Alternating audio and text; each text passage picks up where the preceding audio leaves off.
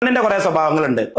ഒരാളെ മാത്രമേ സ്നേഹിക്കുള്ളൂ, ഒരാളെ മാത്രമേ പെണ്ണ് സ്നേഹിക്കുള്ളൂ. നമ്മൾ ആണുങ്ങളെ മാതിരി പരതി നടക്കൂല. പെണ്ണെപ്പോഴും ഒരു മനുഷ്യനിലേക്ക് ഭയങ്കര അറ്റാച്ച്ഡ് ആയിട്ട് ആണ്. ആ സ്നേഹിച്ച ആളെ അവളേക്കാൾ കൂടുതൽ സ്നേഹിക്കും. അവള് ബ്രേക്ക്ഫാസ്റ്റ് കഴിച്ചിട്ടില്ലെങ്കിൽ അവൾ നിങ്ങളെ കഴിപ്പിക്കും. അവളുടെ ജീവിതത്തിൽ ഏറ്റവും പ്രധാനപ്പെട്ട വ്യക്തി അവളേക്കാൾ കൂടുതൽ നിങ്ങളായിരിക്കും. അതാണ് നമ്മൾ അവരെ ചതിക്കുമ്പോഴൊക്കെ അവർക്ക് ഭയങ്കര ഹേർട്ട് ചെയ്യുന്നത്. അവർക്ക് ഭ്രാന്തായി പോകുന്നതുകൊണ്ടാണ്. നമുക്കൊരു എക്സ്ട്രാ വെറൈറ്റി അഫെയർ കണ്ടുപിടിച്ചാല് പെണ്ണിന് ഭ്രാന്തായി പോകുന്നത് അതുകൊണ്ടാണ്. കാരണം അവളെ ജീവിതത്തിൽ ഒരേ പുരുഷനുള്ളൂ, അവളെക്കാൾ ഇമ്പോർട്ടന്റ് ഉള്ള പുരുഷനാണ് നമ്മള്. അവള് ജീവിതത്തിൽ ഇതുവരെ ഓരോ നിമിഷവും സ്പെൻഡ് ചെയ്ത് നമുക്ക് വേണ്ടി മാത്രമാണ്. അപ്പം സത്യത്തിൽ നമുക്ക് വേണ്ടി ജീവിക്കുന്ന, ഞാൻ അന്ന് പറഞ്ഞ വാക്ക് ഒന്നും കൂടി ഡിപ്പെൻഡ് ചെയ്യാണ്. ഈ ലോകത്ത് നമ്മളായതിന്റെ പേരിൽ നമ്മളെ ഒരു ഓപ്ഷൻ ഉണ്ടായിട്ടും നമ്മളെ ചൂസ് ചെയ്ത ഒരാളെ നമ്മളെ ഭാര്യ മാത്രമേ ഉള്ളൂ. ഉമ്മയും ബാപ്പയൊക്കെ നമ്മൾ ഉമ്മയും ഉപ്പയും ആയിപ്പോയതുകൊണ്ടാണ്. ബ്രദറും സിസ്റ്ററും ഒക്കെ അവര് ബ്രദർ ആയിപ്പോയതുകൊണ്ടാണ്. മക്കള് നമ്മൾ വാപ്പ ആയിപ്പോയതുകൊണ്ടാണ്. നമ്മളിൽ നിന്ന് വിട്ടുപോകാൻ അവസരം ഉണ്ടായിട്ടും സാഹചര്യങ്ങൾ ഉണ്ടായിട്ടും നമ്മളെ വിട്ടുപോകാതെ നമ്മൾ ആരാണോ, നമ്മളുടെ എല്ലാ തെണ്ടിത്തരങ്ങളും അറിയുന്ന ഒരാളാരാണ് ഈ ലോകത്ത്? നമ്മളുടെ എല്ലാ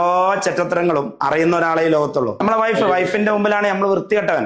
എന്നിട്ടും നമ്മളെ വിട്ടുപോകാത്ത ഒരാളെ ഉള്ളൂ, ഭാര്യ. അതാ ഞാൻ പറഞ്ഞു, പെണ്ണുങ്ങൾ പാവങ്ങളാണ്. നമ്മള് പടച്ചോന്റെ മാതിരിയാണ്. നമ്മൾ ഒരു കഥം മുന്നോട്ട് വെച്ചാൽ പെണ്ണുങ്ങൾ 10 കഥം മുന്നോട്ട് വെക്കും. നമ്മൾ ഒരു കഥം മുന്നോട്ട് വെച്ചാൽ പെണ്ണുങ്ങൾ 10 കഥം മുന്നോട്ട് വെക്കും. പാവങ്ങളാ. അവരെ ഈഗോ കൊണ്ട് തോൽപ്പിക്കാൻ പറ്റില്ല, സ്നേഹം കൊണ്ടേ തോൽപ്പിക്കാൻ പറ്റും. ഒരു ഉമ്മ, ഒരു കെട്ടിപ്പിടുത്തം, ഒരു സോറി, ഒരു താങ്ക് യു, ഒരു ഓക്കെ, യെസ്, ചെറിയ 4-5 സെന്റൻസേ വേണ്ടിയുള്ളൂ. ഐ ആം സോറി, അത് സാരല്ലടി, അത് വിട്, താങ്ക് യു, ഒരു ഉമ്മ, ഒരു കെട്ടിപ്പിടുത്തം.